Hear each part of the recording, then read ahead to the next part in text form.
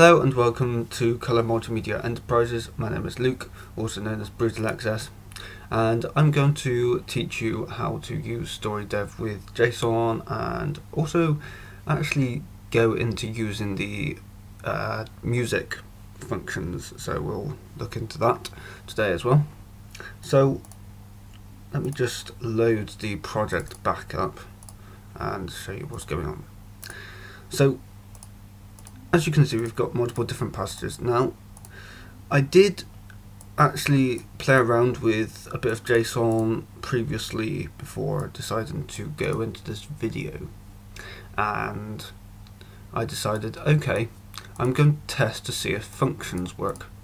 They do, and thus it renders game events useless, because that's what game events were initially designed to do. And I was kind of ignorant to the fact that I thought functions didn't actually work with HScript, which is the library that StoryDev uses to actually execute this code anyway.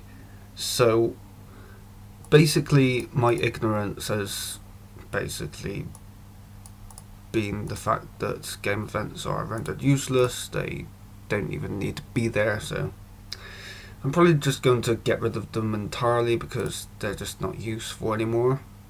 So that's something that we need to cover in one or two videos, and I am going to actually go into one or more episodes regarding the future of StoryDev and the kinds of things that I want to implement. But first of all, let's go into the sound and let's see what's going on. So I'm going to create a new passage and I'm going to call this sound. So what I'm going to do is I'm going to create a bit of text. So in this text, what I'm going to do is, this is a passage for playing and stopping sounds. So what I'm going to do is play sound. So I'm going to make a link, and in the code part of the link, what I'm going to do is play sound, and the first parameter is the channel number. So I'm going to put 0 for the music volume or the music channel, and in the actually I think the first parameter is actually the file itself. So we'll do test.mp3. That should already be in the assets anyway. The next one is the channel number, and then the last one is the amount of loops that you want. So what I'm going to do for the loops is -1. And -1, what that's going to do is it's going to loop it forever. Or 99,999, something like that. Then what I'm going to do is stop sound. And what I'm going to do is stop channel,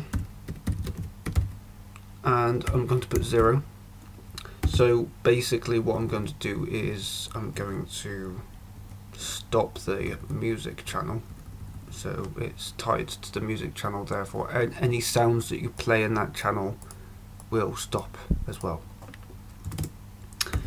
Then what I'm going to do is volume up.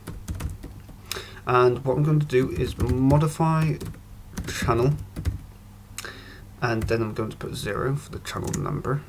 And in the second parameter, what I'm going to do is I'm going to